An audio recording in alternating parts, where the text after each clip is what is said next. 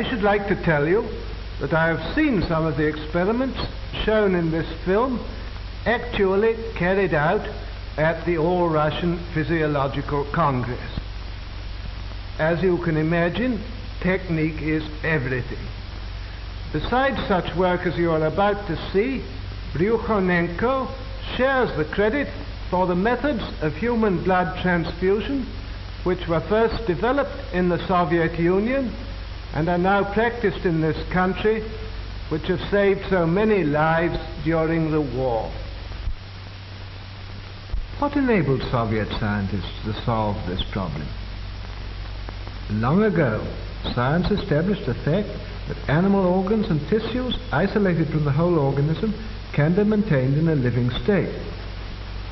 But in order to achieve this, special artificial conditions must be created.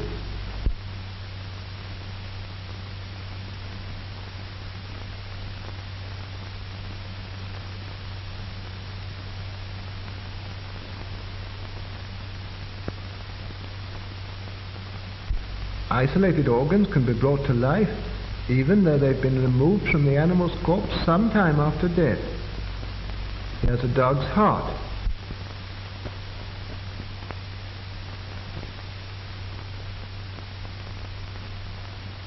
It can function as well in artificial conditions as in a living organism, and for this purpose, blood is introduced into the cardiac vessels.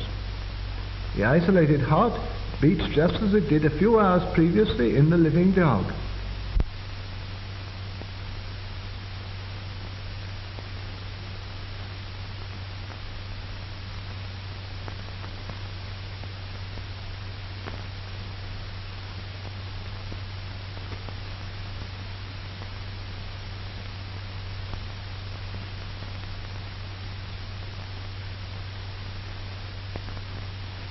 The following experiment is conducted on lungs taken from an animal.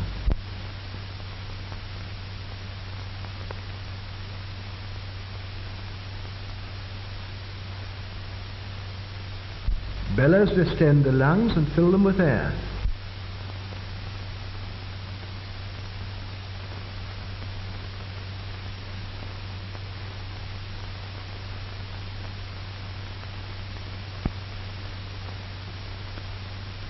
The venous blood is forced into the lungs by the action of the pump.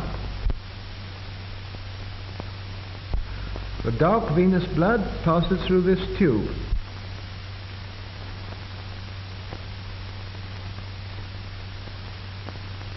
In the lungs, it takes up oxygen and becomes arterial blood.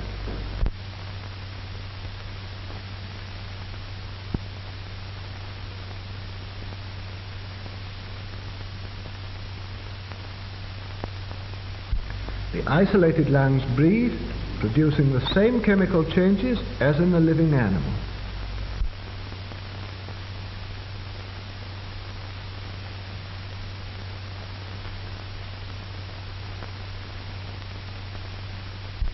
An animal's head can also live in the isolated condition. Here is the plan of the experiment.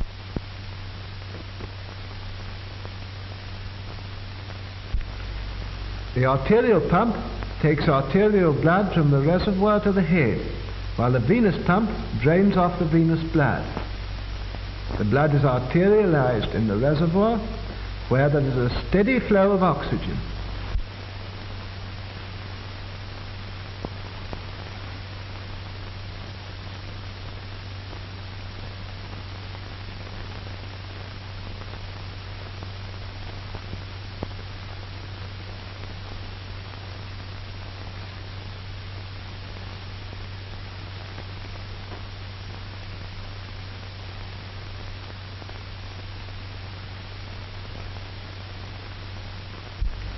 The artificial blood circulation ensures the metabolism necessary for the life of the head.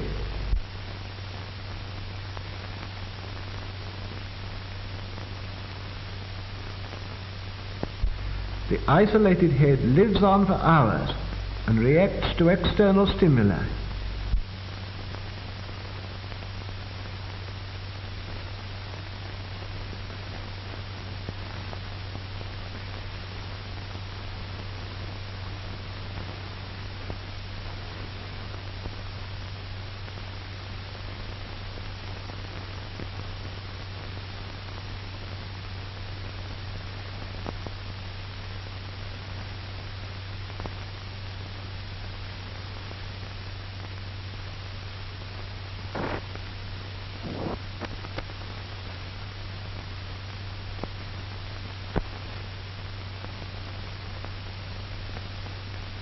The isolated head even reacts to light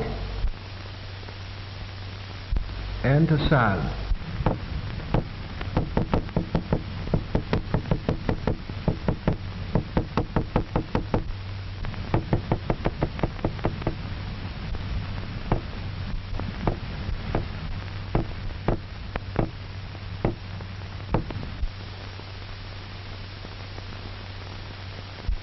The revival of individual organs enabled scientists to proceed to experiment on reviving the whole organism. The revival of the whole organism can be achieved with the help of an apparatus called the auto-ejector.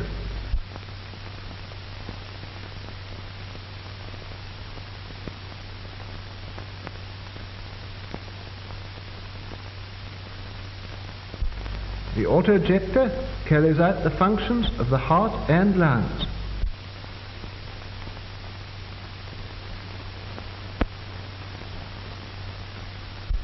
As we know, the heart, by its rhythmical contractions, supplies the body with arterial blood rich in oxygen.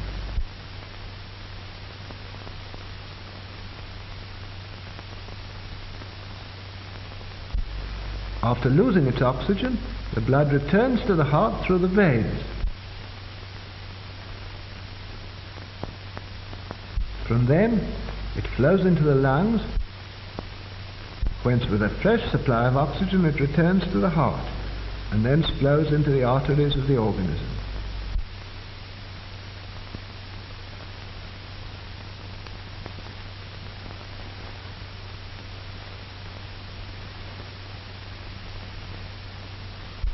The auto-ejector works on the same principle. The apparatus includes a system of pumps for supplying blood and drawing it off.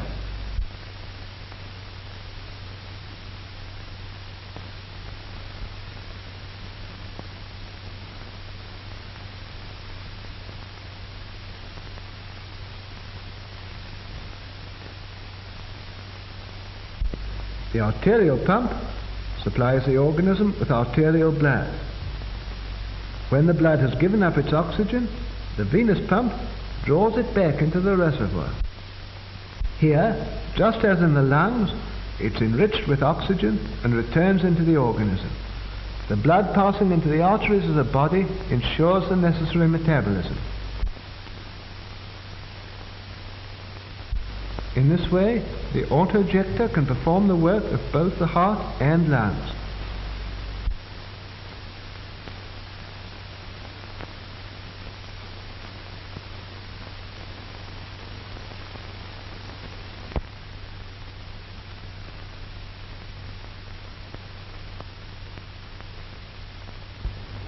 We begin the experiment of revival.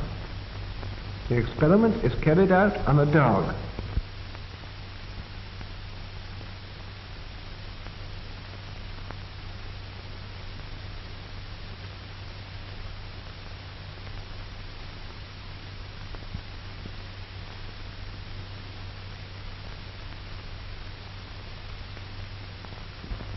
A substance which prevents clotting is introduced into the animal's blood. The dog is under an anesthetic. It doesn't feel pain. No interruption of the animal's normal functions has yet occurred.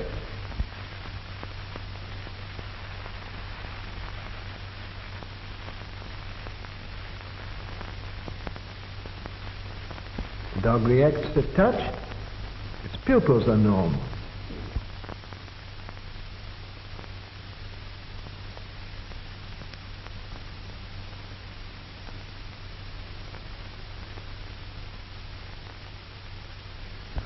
A special apparatus, the kymograph, registers the breathing and the function of the dog's heart. The pulse and breathing are normal.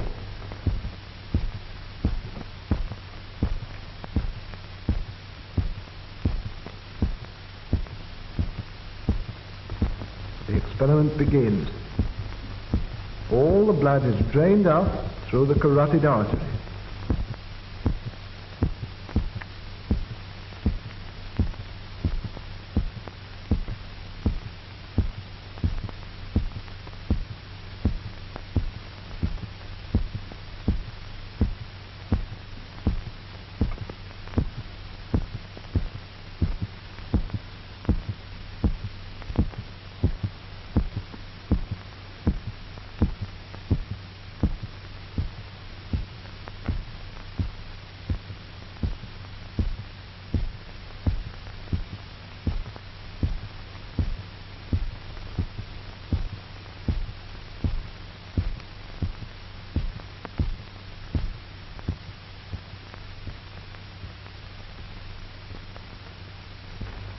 heart has stopped.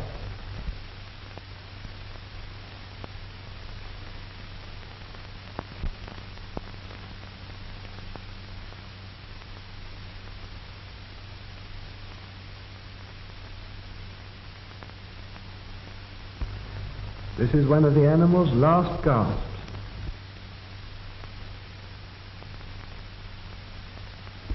This is a final breath.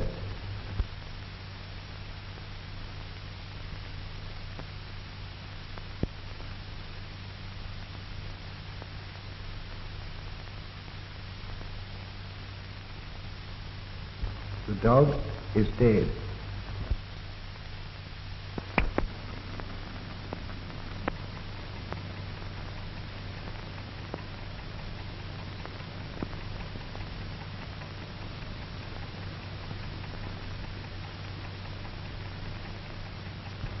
Without operative interference, death would be final, as the disintegration of the body cells would gradually set in. The autojector is being attached before starting the revival. The arterial pump is connected with the artery.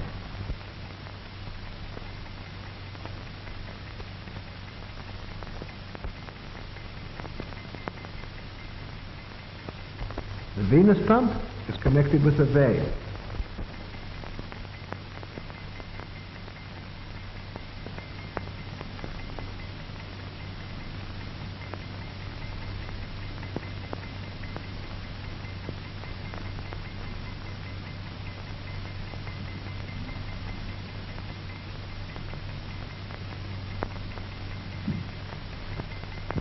Ten minutes have elapsed since the animal died.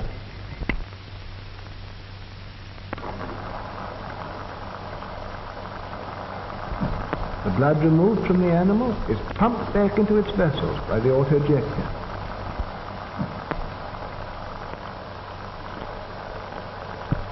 The autojector ensures a normal blood circulation in the organism, replacing the action of the dead heart and lungs.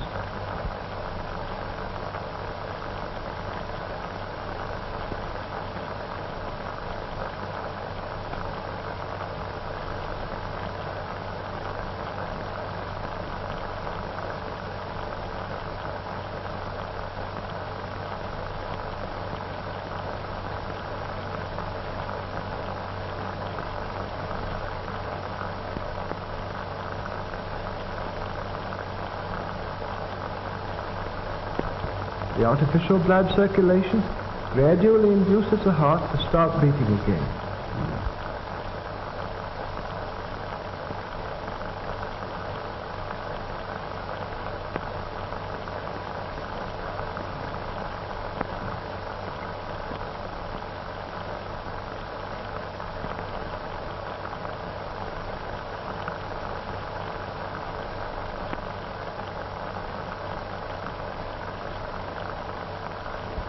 The heart's action begins to be normal.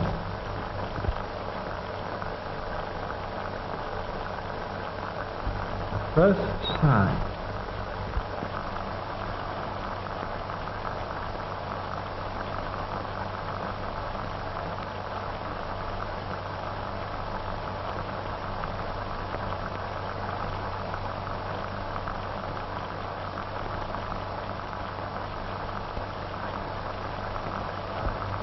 The respiration is gradually restored.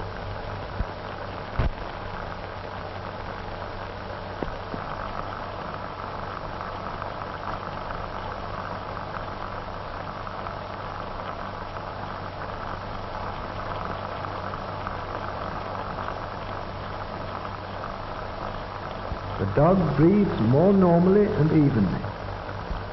The animal's condition approaches normal. We can now disconnect the autojector and leave the organism of the dog to maintain life with its own resources.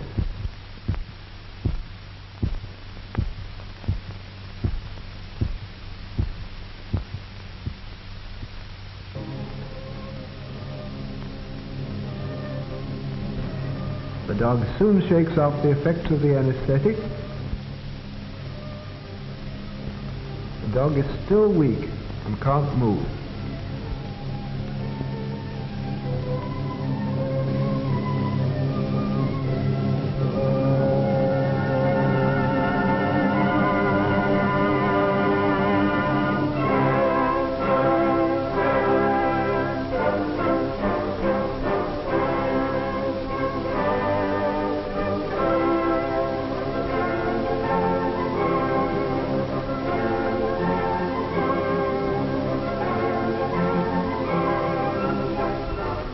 After 10 to 12 days, the dog returns to its normal state.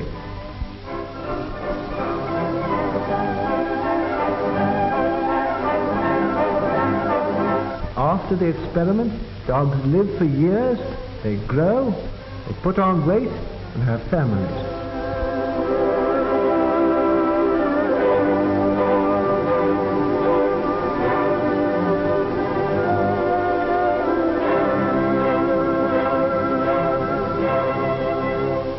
For a number of years now, 3 dogs have been under observation in the Voronezh Medical Institute after being revived by artificial blood circulation.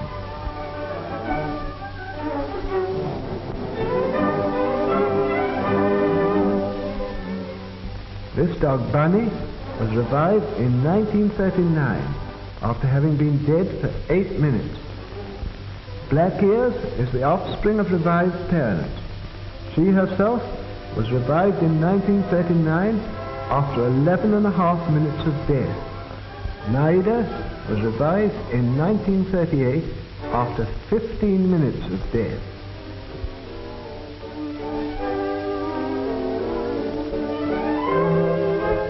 These experiments on the revival of dogs have shown that the process has no harmful effects on the animal organism.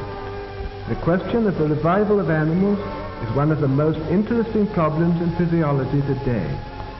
Experiments on revival have added to the valuable store of our knowledge of experimental medicine.